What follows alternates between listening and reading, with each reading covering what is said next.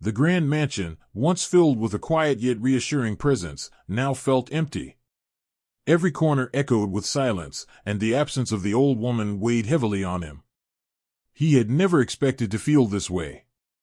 When he first married her, he had thought of her as nothing more than a stranger, someone he had been forced to be with. But now, standing alone in the vast house she had left behind, he realized she had become more than just a part of his life. She had been his protector, his mentor, and, in a way, his family. Grief settled over him in ways he could not describe. At the funeral, he had shed no tears. He had stood quietly as people whispered about how lucky he was, how he had inherited everything. But behind closed doors, he felt lost. The weight of his new reality was suffocating. For the first time in his life, he had wealth, power, and status, but with them came responsibilities he was unprepared for. The businesses she had built were now his to manage. Dozens of employees depended on his decisions. He had never imagined himself as a businessman, yet the role had been forced upon him. The mansion, once her pride, now felt like a prison of memories. Documents piled up on his desk, contracts, bank statements, decisions that needed to be made. He had spent his entire life trying to escape poverty, yet now that he had everything, he felt no freedom at all. Doubt crept in. Could he handle this life? Did he even deserve it? The world saw him as a young man who had struck fortune through marriage, but no one saw the turmoil inside him. They thought he had gained everything, but in losing her, he had lost more than he could ever explain. The whispers never stopped, not even after the old woman's passing. If before, people had mocked him for marrying her, now they accused him of something far worse: manipulation, greed, deception. He planned this all along, they said. He waited for her to die so he could take everything. What did she see in him? He must have tricked her somehow. No matter where he went, the looks followed, some filled with envy, others with contempt. He could hear their voices even when they weren't speaking. To them, he was nothing more than a poor boy who had struck gold, a man who had played the role of a devoted husband just long enough to secure his fortune. But the rumors were the least of his problems. Soon, legal battles began. Distant relatives of the old woman, people who had never cared for her in life, suddenly emerged to challenge his inheritance. They claimed he had no right to what she left behind, that he had manipulated her into giving him everything. Lawsuits were filed, and headlines spread, branding him a gold digger, a fraud, a man who had taken advantage of an old, vulnerable woman. Courtrooms became his new battleground. Lawyers on the opposing side dug into his past, trying to paint him as a desperate boy who had schemed his way into wealth. Every decision she had made, every property she had transferred to his name, every business she had entrusted to him was now under scrutiny. He had never been more aware of how fragile his position was. And as the world turned against him, so did the people he once knew. His family, who had ignored his suffering in the past, suddenly reappeared, their words filled with false concern, their eyes gleaming with greed. You should share some of what she left you. After all, we're family. She helped you, but what about us? Don't forget where you came from. They spoke as if they had always been there for him, as if they had lifted him up when he was drowning. But he remembered the truth, how they had let him suffer, how they had never once offered him a way out. Now, they saw him as nothing more than an opportunity, a man with more wealth than he knew what to do with. Then there were the so-called friends, those who had once looked down on him. Some pretended as if nothing had changed, acting supportive, but their true intentions soon became clear. You're rich now, let's celebrate. Lend me some money, just a little, you won't even notice it's gone. You owe me. Don't you think? I was there when you had nothing. The few people he had trusted began to reveal their true faces. Some tried to manipulate him, others abandoned him when he refused to give them what they wanted. Only now did he realize a bitter truth: wealth had not made his life easier. It had only made him more alone than ever. Wealth had only made his loneliness more profound. For the first time, he truly understood what the old woman had endured. The same society that once mocked her now spoke of her with admiration, pretending they had always respected her. And the very people who had dismissed him before now saw him as a prize to be won. He had fought so hard to escape poverty, yet he couldn't shake the feeling that he had merely stepped into another kind of prison, one not built from hunger, but from suspicion, isolation, and relentless judgment. Amidst the legal battles and society's unyielding scrutiny, he found himself drawn to the one place where her presence still lingered, the study. It had always been her space, filled with books, antique furniture, and the faint scent of aged paper and perfume. For weeks, he had avoided stepping inside, afraid of the emotions it might awaken. But something inside him urged him forward. If he was to carry on her legacy, he needed to understand her, not just the woman the world had known, but the person she truly was. As he opened drawers and sorted through her belongings, he expected to find nothing more than financial records and business documents. Instead, he uncovered something far more valuable: letters, journals, and old photographs tucked away in a locked box at the back of a cabinet. The first letter he unfolded bore her delicate handwriting, yet the words sent a chill down his spine. To the world, I am a woman of wealth and power.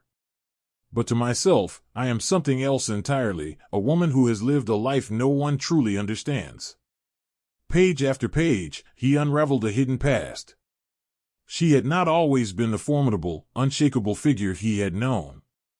Once, she had been just like him, young, alone, struggling to survive in a world that showed no mercy. She had come from nothing. Her childhood was one of hardship, her youth marked by betrayals, and her life a constant battle to carve out her own success. Every decision she had made, every business deal, every calculated move had been driven by a singular goal: to never be powerless again. But what shocked him most was not her rise to power, but the reason she had chosen him. One journal entry stood out from the rest. I see myself in him, the same desperation, the same hunger to escape a life that offers nothing but suffering. When I look at him, I remember the girl I once was. Perhaps that is why I made this choice, not out of love, but out of recognition. A chance to rewrite a story I once lost control of. His hands trembled as he set the journal down. All this time, he had believed their marriage to be nothing more than a calculated arrangement. He had assumed she had chosen him for convenience or out of loneliness. But the truth was something else entirely. She had chosen him because she understood him in a way no one else ever had. It had never been about wealth or obligation, it had been about giving him what she had once needed. An opportunity. A way out. A second chance. As he stared at the pages before him, something shifted inside him. For the first time, he no longer saw himself as a victim of fate. He saw himself as part of her story. And now, it was up to him to decide how that story would continue. Days after uncovering the truth about her past, he received an urgent call from the estate lawyer. The voice on the other end was calm yet firm, asking him to come to the office immediately. Something about the lawyer's tone made his stomach tighten. Another lawsuit? Another distant relative trying to take what was his? When he arrived, the lawyer handed him an envelope, sealed with the old woman's personal emblem. This is a clause in her will that was not to be revealed until now, the lawyer explained. You must read it carefully before making any decisions. His fingers trembled as he broke the seal and unfolded the letter inside. The old woman's familiar handwriting greeted him once more. If you are reading this, it means I am gone. And now, the true test begins. He inhaled sharply and continued. I have left you everything, my wealth, my businesses, my estate. But not without conditions. I gave you these things because I believed in your potential, not because I wanted to hand you an easy life. That is why I have set one final challenge for you. His grip on the letter tightened as he read on. Asterisk, you have two choices. The first, walk away now. Leave behind the wealth, the businesses, and the power that comes with them. You will receive a small sum to start fresh, but nothing more. If you feel this life is not yours to claim, I will not force it upon you. The second choice, stay. But earn what I have given you. You must take control of everything I built, face every obstacle that comes your way, and prove that you are not just a man who inherited wealth, but a man who can create it. If you fail, you will lose everything. There is no middle ground. Whatever choice you make, know that I will not judge you for it. But ask yourself this: do you truly deserve what I have given you? Asterisk. The letter ended there, but the weight of her words settled deep in his chest. For a moment, the idea of walking away tempted him. He could leave it all behind. The weight of expectations, accusations, and the loneliness that came with wealth pressed down on him. He could walk away, start fresh, and live a quiet life free from society's judgment. Maybe that was what he had wanted all along. But then he thought of her, the battles she had fought, the struggles she had endured. She hadn't simply given him wealth, she had given him a chance to prove he was more than just a poor boy who had married an old woman for survival. He looked at the lawyer and took a deep breath. What happens if I accept? The lawyer studied him for a long moment. Then you will face challenges, enemies, and responsibilities beyond anything you can imagine. But if you succeed, you will not just be rich, you will be powerful. He exhaled slowly. The old woman had left him everything, but now she was asking him to fight for it. And he had never backed down from a fight. I accept, he said. The moment he spoke those words, the battle truly began. At first, it was subtle, business deals collapsing at the last minute, clients pulling out unexpectedly, sudden financial audits. He thought it was just part of the struggle of taking over an empire he barely understood. But soon, the attacks became personal. One evening, as he sifted through documents in the study, his phone buzzed with an anonymous message. You don't belong here. Walk away before it's too late. His grip tightened around the phone. At first, he assumed it was another bitter relative trying to intimidate him. But as the days passed, the threats escalated. A newspaper ran a story accusing him of forging documents to secure his inheritance. False rumors spread like wildfire, whispers of a secret lover he had betrayed, of an illegitimate deal that never existed. This wasn't just slander, it was a calculated attack. Then, he heard the name that made everything clear. Razak Khan. A ruthless businessman. A man of influence. Someone who had once been close to the old woman. He had wanted control of her empire for years, but she had never trusted him enough to give him that power. Now that she was gone, he saw an opportunity. And the boy? He was just an obstacle in his way. Razak didn't waste time with more warnings. He sent problems. Banks froze his accounts over fraud concerns. His businesses were hit with sudden inspections, each one resulting in crippling fines. Suppliers refused to work with him. Every door that had once been open under the old woman's leadership was now slammed shut in his face. But Razak had underestimated one thing. The boy had spent his entire life fighting to survive, battling enemies, legal troubles, he wasn't about to lose the crushing weight of his inheritance. He never expected his past to come knocking. One evening, after a long day at the office, he stepped into his mansion, now more of a fortress than a home, only to find a familiar figure standing in the grand hall. Aisha. For a moment, he thought he was imagining things. She looked just as she had in his memories, soft brown eyes, quiet strength in her expression, and that same warmth he had once known. But there was something different now. The girl he had once shared his childhood struggles with was now a woman standing before him with an unreadable expression. I heard about everything, she said softly. I had to see you. He didn't know how to respond.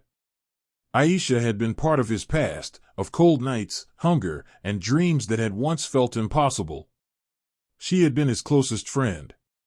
Perhaps even his first love. He had once thought they would escape their suffering together. But fate had other plans. When he had been forced into marriage with the old woman, Aisha had disappeared from his life. He had assumed she had moved on, perhaps even hated him for the choices he had made.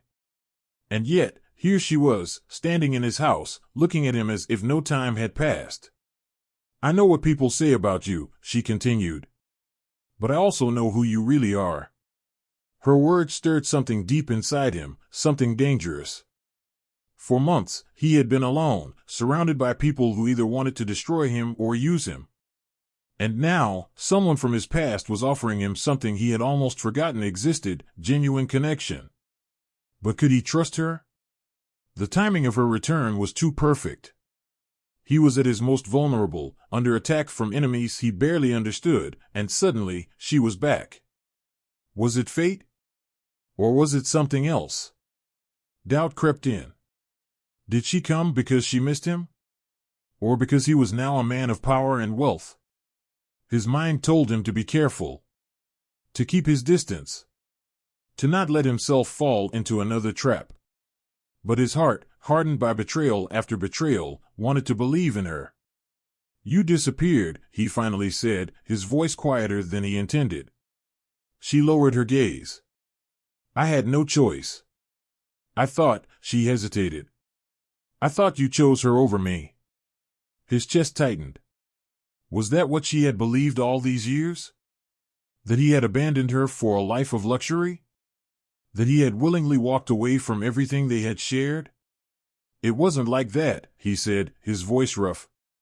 "I know," she whispered. "That's why I came back." But was it the truth?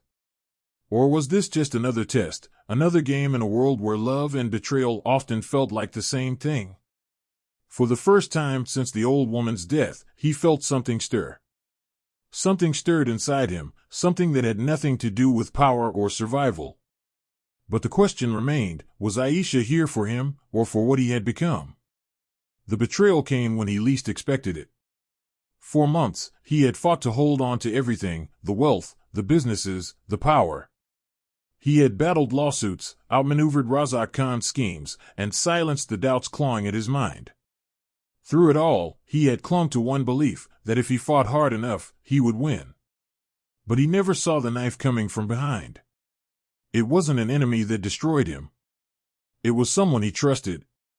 That evening, as he stepped into his office, something felt off. His employees avoided his gaze. Whispers followed him down the hall.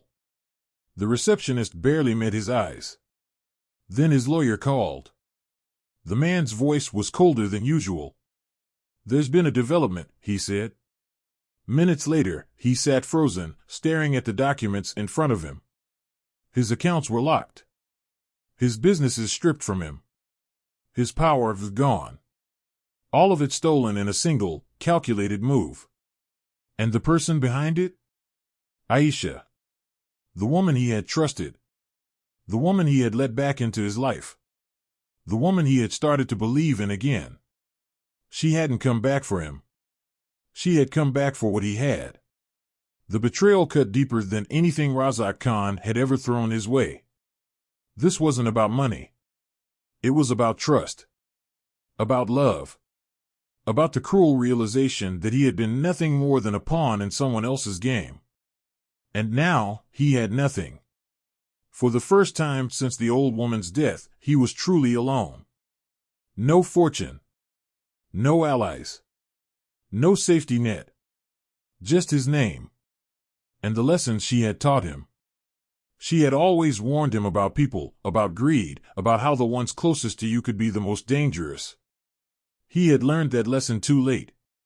Now, he had a choice. Walk away. Disappear. Leave this ruthless world behind. Or fight back. Not for wealth. Not for revenge. For himself. He clenched his fists, inhaled sharply, and made his decision. This wasn't over. The rise. The world watched, waiting for him to crumble. They whispered in the streets, in the newspapers, on television. The boy who inherited a fortune only to lose it all. A fraud. A failure. A fool. He was never meant for that life. But they didn't know him. They didn't know where he had come from. They didn't know that this wasn't the first time he had lost everything. And they didn't know what the old woman had taught him. Money can be taken. Power can be stolen. But the real empire is built in the mind. For days, he sat in the ruins of his life, staring at the empty space where his empire once stood. He allowed himself to grieve, to feel the weight of betrayal, to taste the bitterness of failure. And then, something inside him shifted. A memory surfaced, his childhood. The hunger, the cold, the desperation. He had survived that. He would survive this too. But this time, he wasn't just a poor boy trying to escape poverty. He was a man who had seen the world from both the top and the bottom. He had learned from the best. He had fought the worst. And he knew exactly what it took to rise again. So he started, not with money, not with connections, but with strategy. He walked the streets, spoke to people, listened. He studied the businesses he once owned, watching from the outside, learning their weaknesses. He made quiet deals, formed silent alliances, gathered people who had been cast aside like him. Slowly, brick by brick, the world mocked him. They called him desperate, delusional, trying to rise from the ashes. There's nothing left for him. But they didn't see what was coming. Because this time, he wasn't just trying to survive.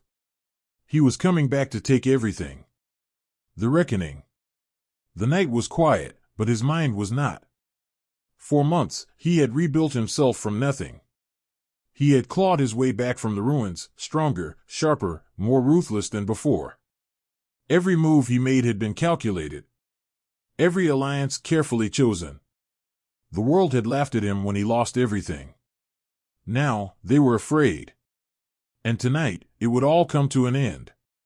He sat in the dimly lit office of the skyscraper that had once belonged to him. Now, it was occupied by those who had betrayed him. On the surface, it looked like he had lost the war. Razak Khan, Aisha, the others who had plotted against him, they had taken everything. But they had made one fatal mistake. They had underestimated him. For months, he had worked in the shadows, gathering evidence, exposing their corruption, their illegal dealings, their hidden crimes. While they reveled in their stolen victory, he had been setting the trap. And now, it was ready. The doors swung open. Razak Khan entered first, arrogant as ever. Aisha followed. She wouldn't meet his eyes. Guilt? Strategy? He no longer cared. The other players filed in, businessmen, politicians, the people who had once called him weak. He stood to face them. You called us here for what? Razak scoffed. To beg for your fortune back? He smiled. But there was no humor in it. No. Then why? Razak demanded. To watch you lose yours. A pause. Then, the sound of phones buzzing. Confusion turned to panic as his enemies pulled out their devices, reading the headlines breaking across every major news outlet. Business mogul Razak Khan under investigation for fraud and embezzlement. Insider leaks expose corruption among top industry leaders. Evidence links corporate giants to illegal deals. Authorities step in. Their world was crumbling. Just as they had once crumbled his. Razak's face darkened with fury. You think this will stop me? He met Razak's glare, unshaken. I don't think, he said calmly. I know. The doors burst open again. This time, it was law enforcement. Officers stormed the room. Within moments, arrests were being made. Some fought. Some screamed. But Aisha? She just stood there. Silent. And when the chaos settled, he was the only one left standing. Only the two of them remained. She finally looked at him, her eyes filled with questions. You planned this all along, didn't you? He exhaled, his fists slowly unclenching. You should have never come back. Regret flickered in her eyes, but it was too late. It was over. He had won. And yet, as he stood there, reclaiming everything that had once been his, he felt only one thing, emptiness. He had taken back his empire,